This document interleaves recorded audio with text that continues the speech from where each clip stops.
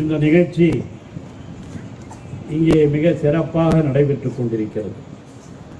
நம்முடைய தமிழகத்தினுடைய முதலமைச்சர் அவர்களும் துணை முதலமைச்சர் அவர்களும் இன்று சென்னை செங்கோட்டையிலிருந்து இந்த கல்லூரியை திறந்து வைத்திருக்கிறார்கள்.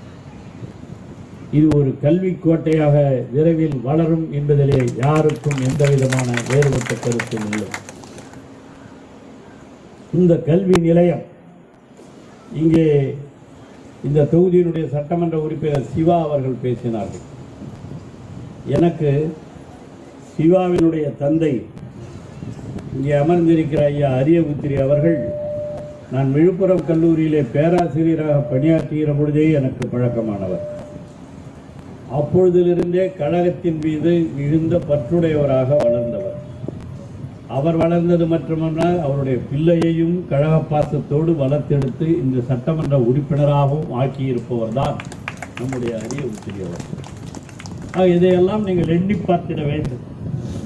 ஒரு காலத்திலே இங்கே கலெக்டர் சொன்னார், நான் சொல்லுவேன்னு சொல்லிட்டு, இந்த மாவட்டத்தில் படிக்கிறது எவ்வளோ கஷ்டம்னு இங்கே இருக்கிற எல்லாருக்கும் தெரியும். அரியபுத்திரி ஐயாவுக்குலாம் தெரியும். நான் இந்த கண்டாச்சிபுரம், உங்களுக்கு தெரியும், இந்த பக்கத்தில் தான் இந்த கண்டாச்சிபுரங்கிற ஊரில் தான் படித்தேன்.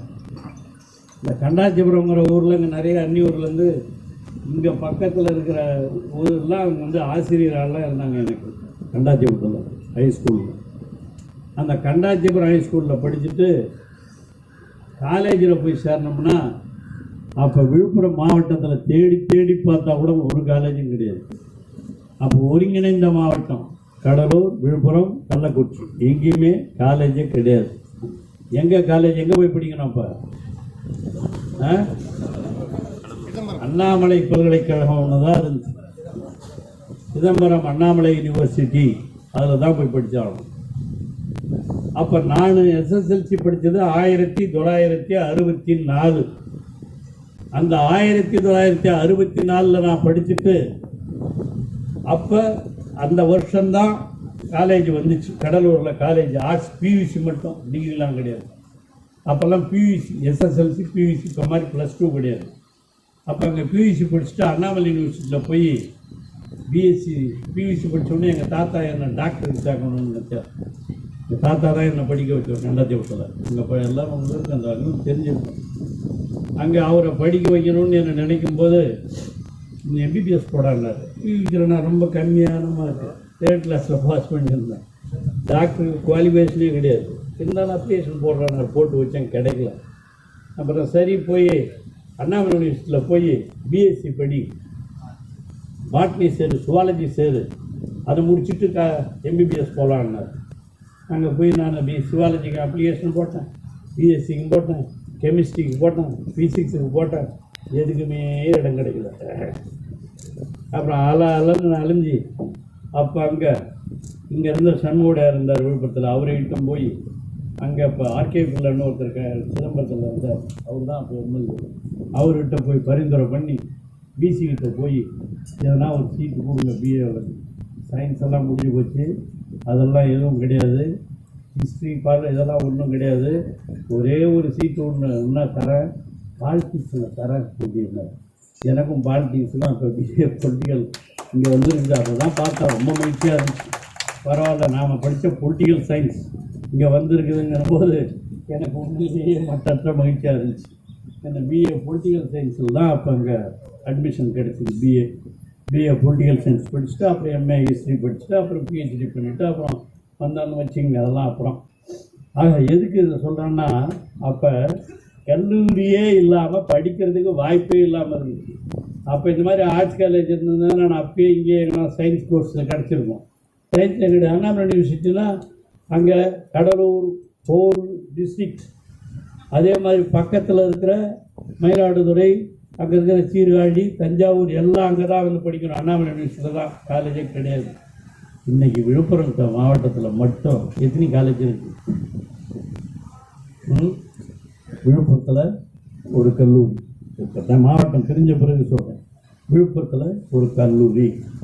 அதே மாதிரி திருக்கோயிலூர், திருவண்ணைநல்லூரில் ஒரு கல்லூரி, திருக்கோயிலூரில் ஒரு கல்லூரி, திண்டிவனத்தில் ஒரு கல்லூரி, செஞ்சியில் ஒரு கல்லூரி, வானூரில் ஒரு கல்லூரி.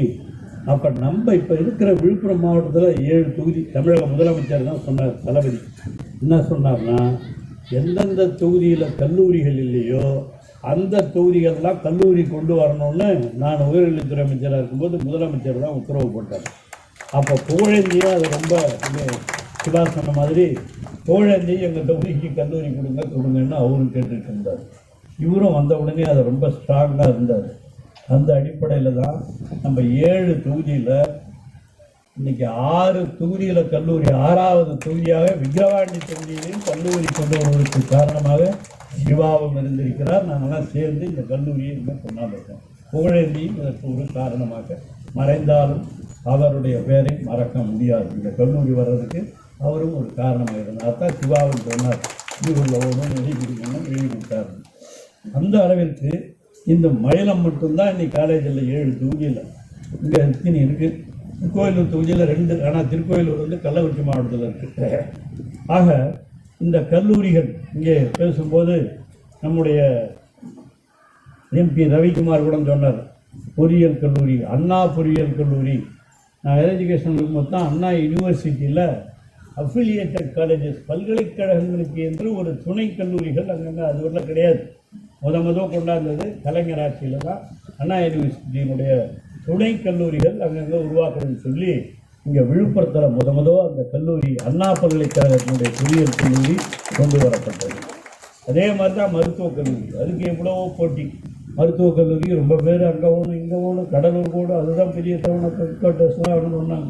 கலைஞர்கிட்ட போய் சொல்லி இதுதான் மெயின் ரோட்லேயே இருக்குது விழுப்புரம், அதனால் அங்கே கொடுங்கன்னு சொல்லி விழுப்புரத்தில் முண்டியம்பாக்கத்தில் அதுக்கு கோர்ட்டுக்கெல்லாம் போனாங்க, கேஸ் போட்டு அங்கே கொடுக்கக்கூடாதுன்னு. அந்த கோர்ட்டையே சந்தித்து அதை கொண்டாங்க. அது கொண்டு வந்ததும் நம்முடைய கலைஞர் ஆட்சியில் தான். அதைத்தான் இங்கே பேசினவங்களாம் சொன்னாங்க. இங்கே பொறியியல் கல்லூரியாக இருந்தாலும், மருத்துவக் கல்லூரியாக இருந்தாலும், அரகண்டநல்லூரில் ஒரு பாலிடெக்னிக் கல்லூரியாக இருந்தாலும், அரசு கலைக்கல்லூரிகளாக இருந்தாலும் இதெல்லாம் கொண்டாந்தது தான். விழுப்புரத்தில் பிஜி வந்ததும் நம்முடைய ஆட்சியில் தான். அதே மாதிரி இப்போ பார்த்தீங்கன்னா பெண்கள் குறிப்பாக இவ்வளோ மகளிர் இருக்கீங்க. இதில் எத்தனை பேருமா காலேஜ் படிச்சிருக்கீங்க? கை தூக்க பார்ப்போம். காலேஜ் படிச்சிருக்கீங்க, சரி. ஹை ஸ்கூலு, எஸ்எஸ்எல்சி, அந்த காலத்தில் வயசானவங்களாம் எஸ்எல்சி +2 படித்தவங்க எத்தனை பேர் கை தூக்கு? அப்போ அது ஒரு 15 பேர் இருக்கீங்க, அவ்வளோதான். மீதி பேரில் ஏன் படிக்கலாம்? அன்னியூர் கிராமத்தில் இந்த ஸ்கூலில் படித்தவர் சிவா சொன்னார். அப்போ ஏதோ ஸ்கூல் இருந்ததால் அவருக்கு படிச்சுட்டாரு. எனக்கு எங்கள் தாத்தா ஊர் கண்டாச்சிபுரம், அந்த குடும்பம் வாத்தியார் குடும்பம், நான் ஸ்கூலில் படிச்சுட்டேன். அதுவும் அப்போல்லாம் ஆண்கள் தான். நான் எல்லாத்தையும் சொல்லுவேன், கலெக்டர் இப்போ நிறைய தடவை அதை கேட்டிருக்காரு. நான் ஹைஸ்கூலில் கண்டாச்சிபுரத்தில் 1964 படிக்கும்போது 16 பேர் மொத்தம். 16 பேரில் ஒன்று தான் பொண்ணு. அது பேர் திலகவதின்னு பேர், இந்த பொண்ணு பேர். கிளாஸ்மேட் இல்லை, அதனால ஞாபகம் வேற ஒன்று தப்பாக நினைக்க. அப்போ இந்த அனந்தபுரத்தில் இருந்து தான் எங்களுக்கு டீச்சர், வாத்தியார் அம்மாவும் இந்த அனந்தபுரத்துலேருந்து ஒரு செட்டியார் குடும்பத்தை சேர்ந்தவங்க, அவங்க தான் எனக்கு எங்கள் ஹைஸ்கூலில் கண்டாச்சிபுரத்தில் டீச்சராக இருந்தாங்க, அனந்தபுரத்தில் இருந்து. அப்படி இருந்த காலம், அப்படிலாம் இருந்த காலம். இன்றைக்கி ஒரே ஒரு பொண்ணு பிடிச்சி படிக்கிறதுக்கே இல்லை. இங்கே பார்த்தீங்கன்னா 4 பேர் இருக்கீங்க, 5 பேர் இருக்கீங்க. ஆனால் இன்றைக்கி பெண்களும் நிறைய படிக்கணுங்கிறது தான் நம்முடைய தமிழக முதலமைச்சர் தளபதி இருந்தார். இவ்வளவு சோதனை காலத்திலேயும் ஒரு அம்மா ஐஏஎஸ் படிச்சுட்டு உட்காந்துருக்காங்க. அது எனக்கு இன்னொரு மகிழ்ச்சின்னா, என் துணைவியார் சார்ந்திருக்கிற ஆந்திரா மாவட்டத்தை சார்ந்தவங்க. அது எனக்கு அது ரொம்ப மகிழ்ச்சி. அவங்க சித்தூர் பக்கம், அவங்க இன்றைக்கி ஐஏஎஸ், ஒரு மேடையில் ஒரு ஐஏஎஸ் படிச்சுட்டு ஒரு மகளிர் உட்காந்துருக்காங்கன்னா அதுதான் திராவிட மாடல். ஆந்திராவில் எங்கள் திராவிட மாடல்னு கேட்கலாம். அது பெரியார் வந்து அவருக்கு பார்டரில் தான், நம்ம பார்டர் தான், அவங்க தமிழ்நாட்டு பார்டர் தான். அந்த பார்டரில் படிச்சுட்டு அப்படி வளர்ந்தவங்க தான் அவங்கெல்லாம். ஆனால் நம்ம இதில் இன்னும் நிறைய ஐஏஎஸ், இப்போ நம்மதிலையும் மகளிர்லாம் வந்திருக்காங்க. இன்றைக்கி தமிழ்நாட்டில் நிறைய பேர் இந்த ஐஏஎஸ் தேர்வாக இருந்தாலும் இந்த நான் முதல்வர் திட்டத்தின் மூலமாக பயிற்சி பெற்றவர்கள் எல்லாம் இன்று தமிழ்நாட்டில் தான் அதிகமாக வெற்றி பெற்றிருக்கிறார்கள் சொன்னால் அதுக்கு காரணம் இந்த நான் முதல்வர் திட்டம் தான். இந்த பெண்கள் படிக்கணும், இங்கே பெண்கள் பள்ளி இருக்குன்னு சொன்னாங்க. இங்கே இது பாய்ஸ் ஹை ஸ்கூல். இந்த ஹை ஸ்கூலில் படிச்சுட்டு இந்த காலேஜில் சேரணும்னா மாதம் 1000 ரூபா. நினச்சி பாருங்க, எங்கன்னா கிடைக்குமா?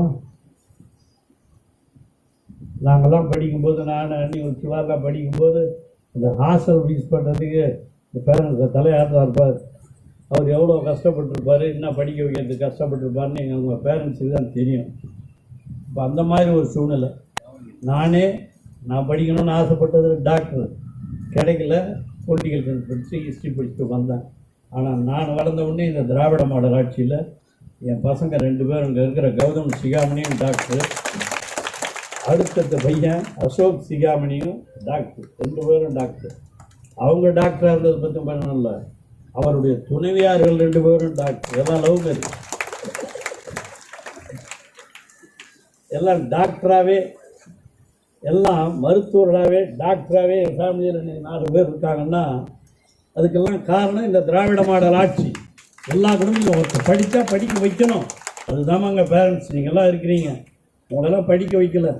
உங்கள் அம்மா என்ன சொன்னிச்சு, ஏன் படிக்கலைன்னு கேட்டால் உங்கள் அம்மா படிக்க வைக்கல.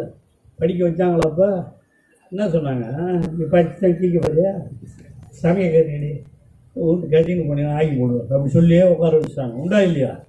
பாரு, எல்லாம் தலையாடுது பாரு வயசாங்க. அதான் உண்மை, எல்லாம் அதான் நடந்தது. அப்படி இருந்த காலம். இன்றைக்கி நீங்கள் அப்படி விடுறீங்களா?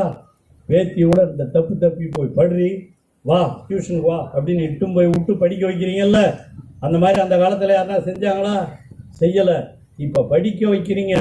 இதோ பாருங்கள், பெண்கள்லாம் உட்காந்துருக்கு பாருங்கள், எல்லாம் யூனிஃபார்ம் போட்டுக்கிட்டு. இதெல்லாம் இன்றைக்கி படிக்குதுங்கன்னா அன்னியூர் கிராமப்பகுதியில் இந்த கல்லூரி வந்திருக்கு. இப்போ அன்னியூர்லேயே சிவா தொகுதி கொண்டாடுறது போய் விக்கிரவாண்டியில் வச்சுருந்தா கூட டவுனாக போட்டிருக்கோம். அவர் நைஸாக அவர் ஊர்லேயும் வந்த மாதிரி இருக்கணும். அதை விட முக்கியமானது என்னன்னா, இதை மாதிரி ஒரு கிராமப்பகுதியாக எங்கேயும் கிடையாது. எனக்கு தெரியும் இந்த அன்னியூரை பற்றி. அன்னியூர் பக்கத்தில் நல்லாப்பாளையத்துலேருந்து அவர் வந்திருக்காரு முருகன். இந்த மாதிரி பனமலைப்பேட்டை, இந்த ஊரெல்லாம் பார்த்திங்கன்னா எல்லாம் சுற்றி கிராமங்களாக இருக்கிற ஊர். ஆக இங்கே வந்திருக்கிறதுனால அதைத்தான் முக்கியமாக சிவா நினைச்சது. கிராமப்புறத்து மாணவர்கள், நம்ம விட நமக்கு வாய்ப்பு இல்லாதவர்கள், நம்ம கிராமத்தை சார்ந்தவர்கள், நம்ம பகுதியை சார்ந்த கிராமப்புறத்து மக்கள் எல்லாம் மிக சிறப்பாக படிக்க வேண்டும் என்ற நோக்கத்தோடு தான் இந்த கல்லூரி இங்கே கொண்டு வந்திருக்கிறார். ஆக இப்போ வந்திருக்கிறது 5 கோர்ஸ் தான். அது BCom, BSc chemistry, BSc computer science, BA political science, BBA. ஆக இந்த 5 பிரிவுகளும் வந்திருக்கின்றன. இந்த மாணவர்கள் இதெல்லாம் சேரணும். நீங்கள் படிக்கும்போதே எல்லாவற்றையும் தெரிஞ்சு. நேற்று கூட இதே விக்கிரவாண்டி தொகுதியில் தான் நேற்று ஒரு நிகழ்ச்சியை சாத்தனூரில் நானும் சிவாலாம் போய் கலந்துட்டு ஒன்று ஆரம்பிச்சுருக்கோம். அந்த மல்லர்கம்பம் நிகழ்ச்சி, விளையாட்டு. படிக்கிற பொழுதே விளையாட்டிலேயும் தேர்ச்சி வர வேண்டும். அதுதான் விளையாட்டுத்துறை அமைச்சர், நம்முடைய துணை முதலமைச்சர் மாண்புமிகு உதயநிதி அவர்கள் பொறுப்பேற்று இந்த விளையாட்டிலேயும் கல்வியில் மாவட்ட ஆட்சியர் சொன்னார் 52% நம்ம வந்திருக்கிறோம். அதிகமாக படிச்சிருப்பது உயர்கல்வி தமிழ்நாட்டில் தான் சொன்னார். அது புள்ளி விவரம். அதே மாதிரி தான் விளையாட்டிலேயும் இன்று உலக அளவிலே சிறந்து விளங்குவது தமிழ்நாடு தான். அந்த அளவிற்கு சிறந்து விளங்குகிறோம். ஆக அந்த அடிப்படையில் இத்தனை மாநிலங்கள் இருக்குது தமிழ்நாட்டில்.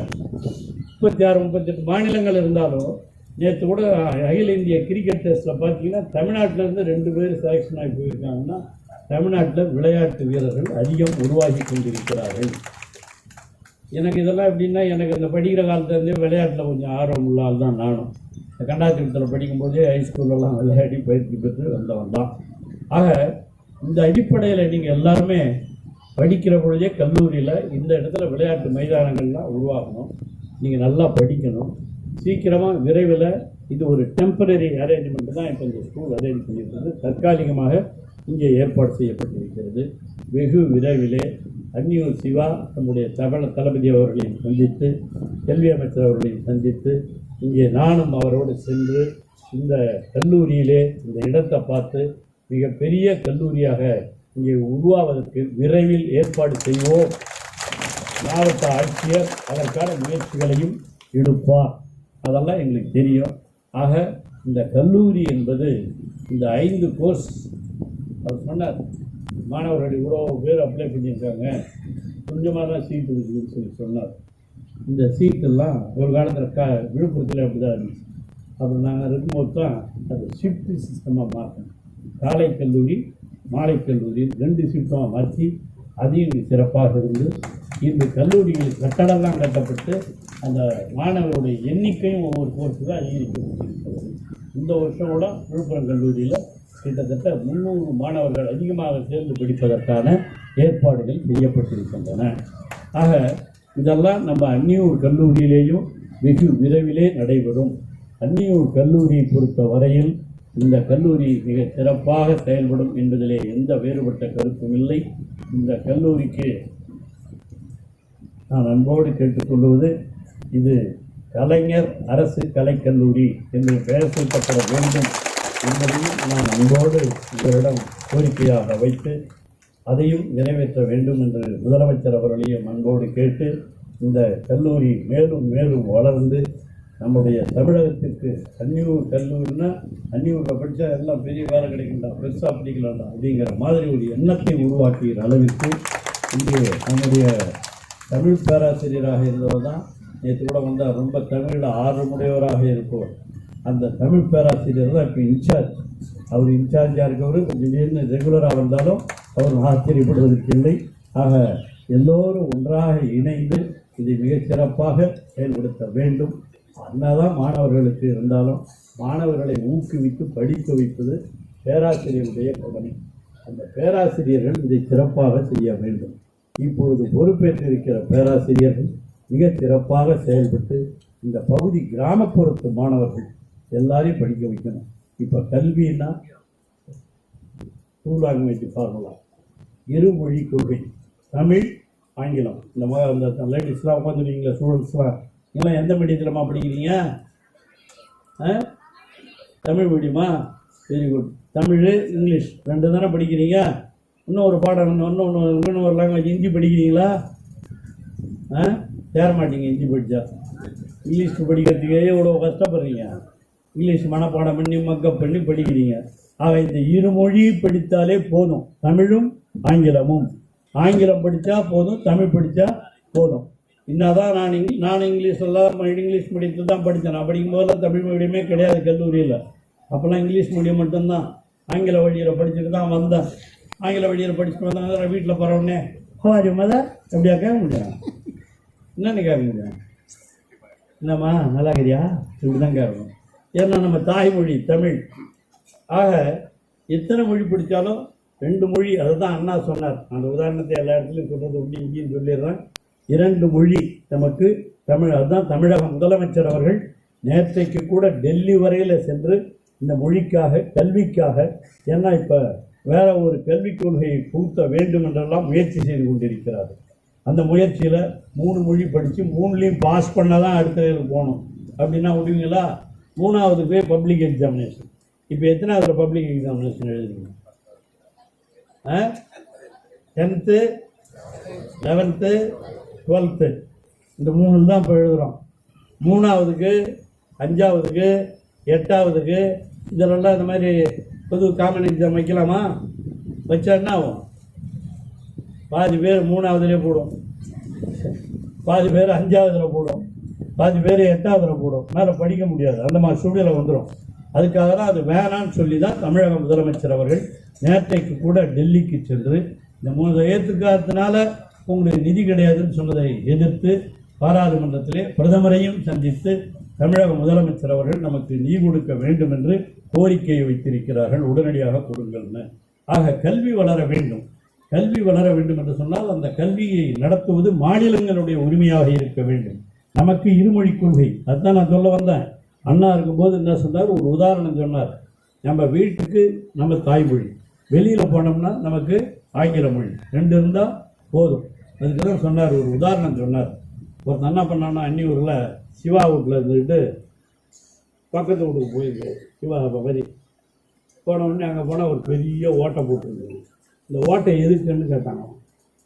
அவன் கூட ஏன்பா இவ்வளோ பெரிய ஓட்டை போட்டுக்கிறீங்க, எதுக்குப்பா செவுத்துல போய் ஓட்டை போட்டுக்கிறேன்னொடனே, இது எங்கள் வீட்டில் நிறைய பூனை இருக்குது, அந்த பூனை போகிறதுக்காக இந்த ஓட்டை போட்டுக்கிறான்.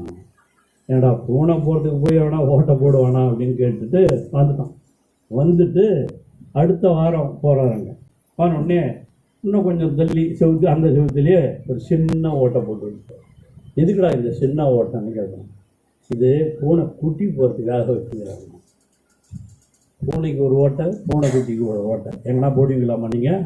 அப்படியே இருந்தால் கூட பூனை போகிற ஓட்டையில் அப்போ தான் கேட்டானா, என்னால் உனக்கு பூனை போகிற ஓட்டையிலே பூனை குட்டி போவாதா, அதில் போயிருக்கும் ஒரு ஓட்டை போட்டுக்கிறியா, உனக்கு என்ன இருக்குடா அறிவு இருக்காடான்னு கேட்டான். அந்த மாதிரி நமக்கு இன்டர்நேஷ்னல் லாங்குவேஜ் பெரிய ஓட்டை ஆங்கிலம் இருக்கிறது. ஆங்கிலம் இருக்கும்போது எந்த மாநிலத்துக்கு போனாலும் எந்த நாட்டுக்கு போனாலும் ஆங்கிலம் பேசலாம். ஆக அந்த ஆங்கிலம் அதுதான் பெரிய ஓட்டை ஒன்று இருக்கும்போது போதும், ஆங்கிலமே போதும். நமக்கு வேண்டியது தாய்மொழி தமிழ், அதுவும் வேண்டும். அதனால் 2 மொழி படித்தா போதும்னு சொல்லி நம்ம தமிழ்நாட்டினுடைய கல்விக் கொள்கை இருமொழி கொள்கை, அதையெல்லாம் எதிர்த்து இன்று இந்தியாவில் ஒரு கொள்கையை சொல்லி இருக்கிறார்கள். அதையெல்லாம் எதிர்த்து தான் நேற்று தமிழக முதலமைச்சர் அவர்கள் பாராளுமன்றத்திற்கு அங்கே நிகழ்ச்சியிலே டெல்லியிலே கலந்து கொண்டு பிரதமரையும் சந்தித்து இவைகளை எல்லாம் அறிவுறுத்தி இருக்கிறார்கள். இங்கு விரைவில் நமக்கு நல்லது நடக்கும் என்று எதிர்பார்ப்போம். அந்த உணர்வோடு இந்த கல்லூரியிலே படிக்கப் போகிற மாணவர்களும் இங்கே பணியாற்றுகிற ஆசிரியர் பெருமக்களுக்கும் இதை கொண்டு வந்து முக்கிய காரணமாக இருந்த சிவா அவர்களுக்கும் என்னுடைய வாழ்த்துதலையும் நன்றியும் சொல்லி நிறைவு செய்கிறேன். நன்றி.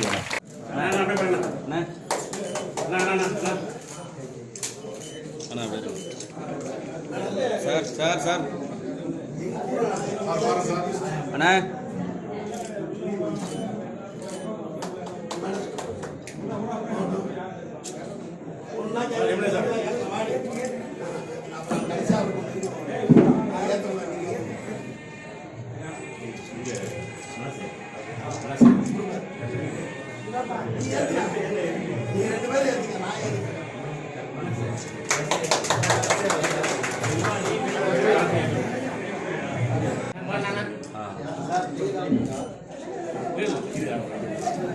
2 பேர் மட்டும்